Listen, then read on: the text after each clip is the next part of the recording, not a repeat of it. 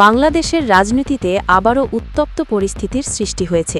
রাজপথ এখন নতুন এক আন্দোলনের কেন্দ্রবিন্দুতে পরিণত হয়েছে। দেশের বিভিন্ন রাজনৈতিক দল, বিশেষ করে জামায়াত এনসিপি সহ ১১ দলীয় জোট জুলাই সনদ বাস্তবায়ন এবং গণভোট কার্যকর করার দাবিতে আন্দোলনে নেমেছে। এই আন্দোলনকে ঘিরে দেশের রাজনৈতিক অঙ্গনে সৃষ্টি হয়েছে নতুন উত্তেজনা, নতুন সমীকরণ এবং সবচেয়ে বড় প্রশ্ন, বিএনপির রাজনৈতিক অবস্থান কি এখন চ্যালেঞ্জের মুখে? রাজনীতির এই টানাপোড়েনের মধ্যেই আলোচনায় এসেছে একটি গুরুত্বপূর্ণ নাম, মোহাম্মদ ইউনূস, যিনি আন্তর্জাতিকভাবে সম্মানিত একজন ব্যক্তিত্ব এবং দেশের রাজনৈতিক ও সামাজিক উন্নয়নে দীর্ঘদিন ধরে কাজ করে আসছেন। জানা যাচ্ছে তিনিও এই আন্দোলনের প্রতি সমর্থন জানিয়েছেন এবং জুলাই সনদের বাস্তবায়নের পক্ষে অবস্থান নিয়েছেন। শুধু তিনি নন, সাবেক উপদেষ্টাদের একটি বড় অংশ এই আন্দোলনের সঙ্গে সম্পৃক্ত হওয়ার ইঙ্গিত দিয়েছেন। ৪ এপ্রিল থেকে শুরু হওয়া এই আন্দোলন ইতোমধ্যেই দেশের বিভিন্ন অঞ্চলে ছড়িয়ে পড়েছে। রাজধানী ঢাকাসহ বড় বড় শহরে বিক্ষোভ, মিছিল এবং সমাবেশের মাধ্যমে নিজেদের দাবি তুলে ধরছে আন্দোলনকারীরা। তাদের প্রধান দাবি, গণভোটে জনগণের দেওয়া রায়কে সম্মান জানিয়ে জুলাই সনদ বাস্তবায়ন করতে হবে এবং সংবিধান সংস্কারের মাধ্যমে দেশের রাজনৈতিক কাঠামোতে পরিবর্তন আনতে হবে।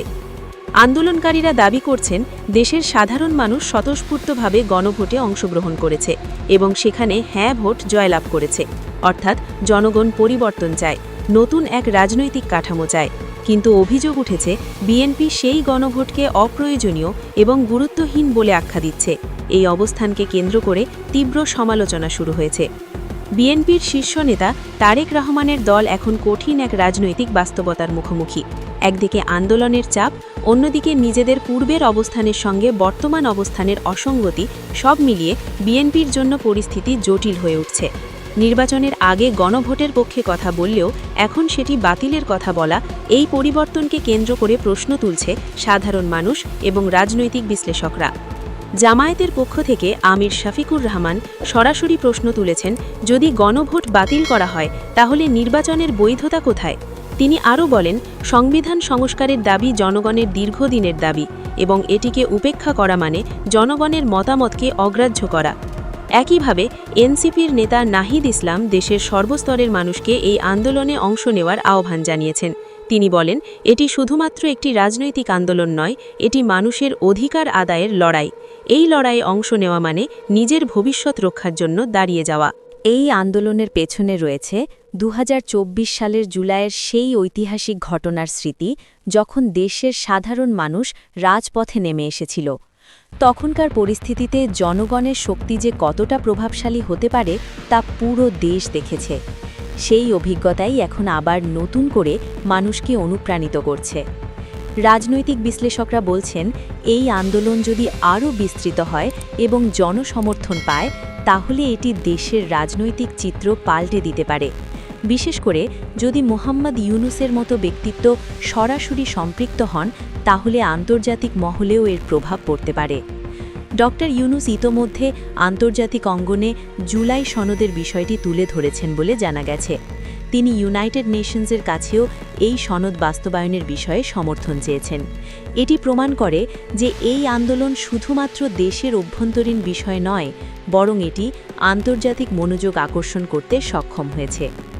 এদিকে বিএনপির ভেতরেও মতবিরোধের খবর পাওয়া যাচ্ছে। দলের কিছু নেতা গণভোট এবং সংবিধান সংস্কারের বিষয়ে নমনীয় অবস্থান নেওয়ার পক্ষে মত দিচ্ছেন, আবার কেউ কেউ কঠোর অবস্থানে অটল রয়েছেন। এই বিভাজন দলটির ভবিষ্যতের জন্য একটি বড় চ্যালেঞ্জ হয়ে দাঁড়াতে পারে। সাধারণ মানুষের মধ্যে এই ইস্যু নিয়ে ব্যাপক আলোচনা চলছে। অনেকেই মনে করছেন, যদি জনগণ গণভোটে অংশ নিয়ে সিদ্ধান্ত দেয়, তাহলে সেটিকে সম্মান জানানো উচিত। অন্যদিকে কেউ কেউ আশঙ্কা করছেন, এই আন্দোলন রাজনৈতিক অস্থিতিশীলতা তৈরি করতে পারে। রাজপথের পরিস্থিতিও দিন দিন উত্তপ্ত হয়ে উঠছে।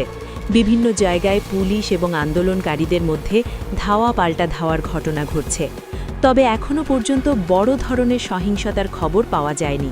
প্রশাসন পরিস্থিতি নিয়ন্ত্রণে রাখতে সতর্ক অবস্থানে রয়েছে। বিশ্লেষকরা বলছেন, এখন সবচেয়ে গুরুত্বপূর্ণ বিষয় হল রাজনৈতিক দলগুলো কিভাবে এই পরিস্থিতি মোকাবিলা করে। তারা কি আলোচনার মাধ্যমে সমাধান খুঁজবে নাকি সংঘাতের পথে যাবে, সেটিই নির্ধারণ করবে দেশের ভবিষ্যৎ রাজনৈতিক স্থিতিশীলতা। এই প্রেক্ষাপটে সবচেয়ে বড় প্রশ্নটি এখন সবার মুখে। বিএনপির পতন কি সত্যিই শুরু হয়ে গেছে, নাকি এটি কেবল একটি রাজনৈতিক চাপ যা সময়ের সঙ্গে সঙ্গে কমে যাবে? অনেকেই মনে করছেন, যদি বিএনপি তাদের অবস্থান পরিবর্তন না করে এবং জনগণের দাবির প্রতি সাড়া না দেয়, তাহলে তাদের রাজনৈতিক জনপ্রিয়তা ক্ষতিগ্রস্ত হতে পারে। আবার কেউ কেউ বলছেন, বিএনপি একটি বড় রাজনৈতিক দল, তাদের সাংগঠনিক শক্তি রয়েছে, তারা সহজে ভেঙে পড়বে না। তবে একটি বিষয় স্পষ্ট, বাংলাদেশের রাজনীতি আবারও একটি গুরুত্বপূর্ণ মোড়ে দাঁড়িয়ে আছে, যেখানে প্রতিটি সিদ্ধান্ত, প্রতিটি পদক্ষেপ দেশের ভবিষ্যৎ নির্ধারণ করতে পারে। জুলাই সনদ, গণভোট, সংবিধান সংস্কার, এই তিনটি বিষয় এখন দেশের রাজনৈতিক আলোচনার কেন্দ্রবিন্দুতে, এবং এই ইস্যুগুলোকে ঘিরেই গড়ে উঠছে নতুন রাজনৈতিক জোট, নতুন আন্দোলন এবং নতুন সম্ভাবনা। এই পরিস্থিতিতে সাধারণ মানুষের প্রত্যাশা একটাই, শান্তিপূর্ণ সমাধান। তারা চায় তাদের ভোট, তাদের মতামত, তাদের অধিকার যেন সম্মান পায়। তারা চায় একটি স্থিতিশীল, গণতান্ত্রিক এবং উন্নয়নমুখী বাংলাদেশ। এখন দেখার বিষয়, রাজনৈতিক দলগুলো এই বার্তাটি কতটা উপলব্ধি করতে পারে এবং সে অনুযায়ী পদক্ষেপ নেয়। কারণ শেষ পর্যন্ত গণতন্ত্রের সবচেয়ে বড় শক্তি হল জনগণ, তাদের ইচ্ছাই শেষ কথা। বাংলাদেশের রাজনীতির এই নতুন অধ্যায় কোথায় গিয়ে দাঁড়াবে, সেটিই এখন সময়ের অপেক্ষা। রাজপথের চলমান এই আন্দোলন ধীরে ধীরে যে মাত্রা নিচ্ছে, তা অনেকের কাছেই 2024 সালের সেই ঘটনাবলীর প্রতিধ্বনি বলে মনে হচ্ছে। দেশের বিভিন্ন প্রান্ত থেকে মানুষ রাজধানীর দিকে ছুটে আসছে, আবার স্থানীয় পর্যায়েও ছোট ছোট মিছিল, সমাবেশ এবং প্রতিবাদ কর্মসূচি পালিত হচ্ছে। রাজনৈতিক কর্মী ছাড়াও সাধারণ জনগণের অংশগ্রহণ এই আন্দোলনকে ভিন্ন মাত্রা দিয়েছে। এতে স্পষ্টভাবে বোঝা যাচ্ছে, বিষয়টি শুধুমাত্র দলীয় রাজনীতির মধ্যে সীমাবদ্ধ নেই, এটি এখন জনমানুষের একটি আলোচিত ইস্যুতে পরিণত হয়েছে। এই প্রেক্ষাপটে আবারও সামনে আসছেন মোহাম্মদ ইউনূস। তার নাম জড়িয়ে যাওয়ার কারণে আন্দোলনটি নতুন এক গুরুত্ব পেয়েছে, কারণ তিনি শুধু দেশের ভেতরে নন, আন্তর্জাতিক পরিমণ্ডলেও অত্যন্ত প্রভাবশালী একজন ব্যক্তি। তার সম্পৃক্ততা মানে আন্তর্জাতিক মহলের দৃষ্টি এই ইস্যুর দিকে আরও বেশি আকৃষ্ট হওয়া। বিশ্লেষকরা বলছেন, যদি তিনি সরাসরি রাজপথে উপস্থিত হন বা আনুষ্ঠানিকভাবে আন্দোলনের সঙ্গে যুক্ত হন, তাহলে সেটি হবে একটি বড় রাজনৈতিক বার্তা। এদিকে বিএনপির নীতি নির্ধারকদের ওপর চাপ ক্রমেই বাড়ছে। তারেক রহমানের নেতৃত্বে দলটি এখন এমন এক অবস্থানে রয়েছে, যেখানে তাদের প্রতিটি সিদ্ধান্তই গভীরভাবে পর্যবেক্ষণ করা হচ্ছে। দলটির ভেতরে অনেকেই মনে করছেন, গণভোটের প্রশ্নে কঠোর অবস্থান ধরে রাখা রাজনৈতিকভাবে ঝুঁকিপূর্ণ হতে পারে।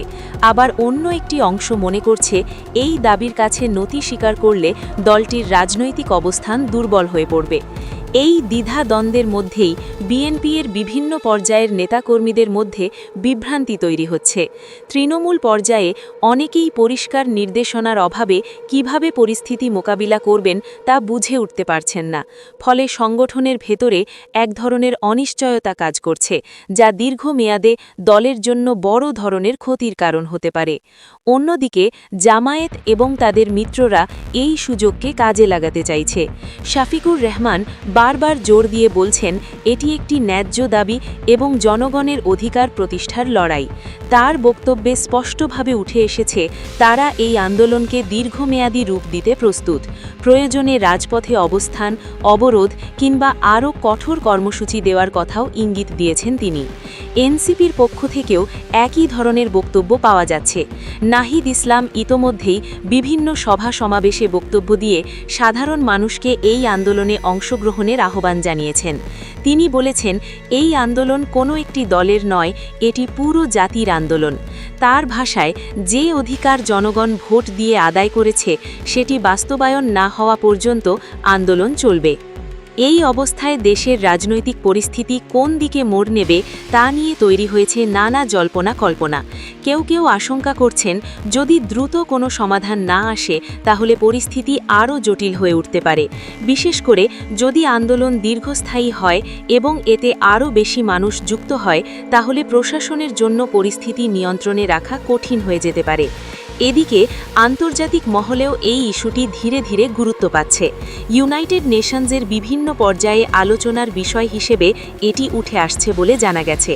মানবাধিকার সংগঠনগুলোও বিষয়টি পর্যবেক্ষণ করছে। তারা বিশেষভাবে নজর রাখছে আন্দোলনের সময় মানবাধিকার লঙ্ঘন হচ্ছে কিনা এবং জনগণের মত প্রকাশের স্বাধীনতা নিশ্চিত করা হচ্ছে কিনা। রাজনৈতিক বিশ্লেষকরা বলছেন, এখন সবচেয়ে গুরুত্বপূর্ণ হল সংলাপ। যদি সরকার এবং বিরোধী পক্ষ একসাথে বসে আলোচনার মাধ্যমে একটি গ্রহণযোগ্য সমাধান খুঁজে বের করতে পারে, তাহলে পরিস্থিতি শান্তিপূর্ণভাবে নিয়ন্ত্রণে আনা সম্ভব।